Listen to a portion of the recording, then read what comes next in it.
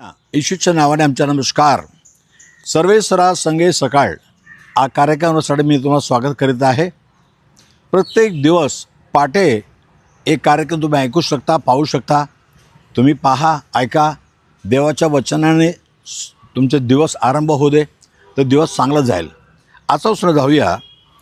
बायबलमध्ये योएल 2:21 वचनामध्ये असं लिहिलेलं आहे, हे देश घाबरू नको, भिवू नको, कारण तू आनंदाने राहा. परमेश्वर मोठा काम करणार आहे, महान काम करणार आहे.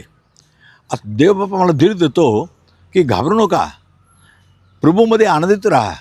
म्हणजे देवबाबा तुम्हाला मोठं काम करणार. आमचा परमेश्वर सगळ्यात मोठा महान परमेश्वर आहे.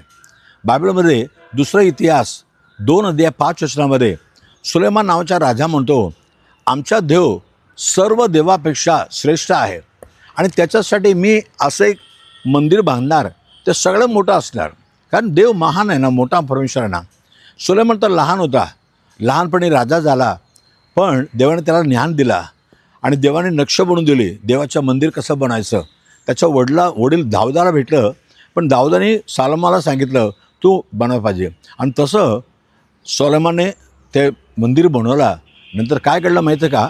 दुसरा इतिहास 5:13-14 असं पाहत आहे, 120 याजक मिळून देवाच्या स्तुती करत राहिले.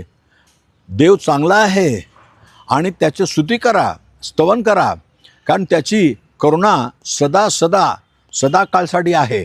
म्हणजे असंच गीत गाताना स्वर्गातून वादळ उतरून आला आणि देवाच्या महिमा उतरून आलं आणि संपूर्ण त्या मंदिराला भरून टाकलं.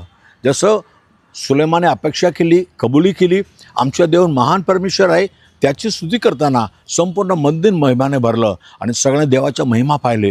हो माझ्या प्रिय बंधू बहिणींनो, हो तो परमेश्वर सगळ्यात मोठा परमेश्वर, पण या जगामध्ये मानव बनून लहान म्हणून येऊन आमच्यासाठी जीव दिला, जिवंत उठला. ईश्वर विश्वास ठेवा, तुमच्या जीवनातसुद्धा देवबापा मोठं काम करणार.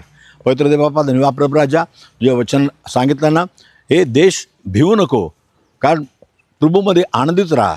देव तुमच्या जीवनामध्ये मोठं काम करणार आहे. सोलोमनने कबुली केली, आमचा देव सगळ्याचा मोठा आहे प्रभू. हो, एवढा मोठा प्रभू असून या जगामध्ये मानव म्हणून आला आणि मानवासाठी आपला जीव दिला, पण जिवंत उठला. आज सगळ्यात मोठा देव म्हणून तो आहे प्रभू. जिवंत उठलेला एकच परमेश्वर येशू प्रभू आहे. आणि सुलेमानच्या मंदिरामध्ये तुझ्या स्तवन करताना कसं महिमाने भरलं प्रभू. आजचं वचन ऐकणारा जीवनामध्ये त्याच्या पापाची क्षमा कर, त्याच्या मनामध्ये आनंद दे आणि जीवनाला तुझ्या महिमाने भरून टाक प्रभू. आशीर्वाद कर, येशूच्या नावाने मागितो म्हणून ऐक प्रभू राजा. Amen, amen. God bless you. उद्या सकाळी आपण पुन्हा भेटूया. आमेन.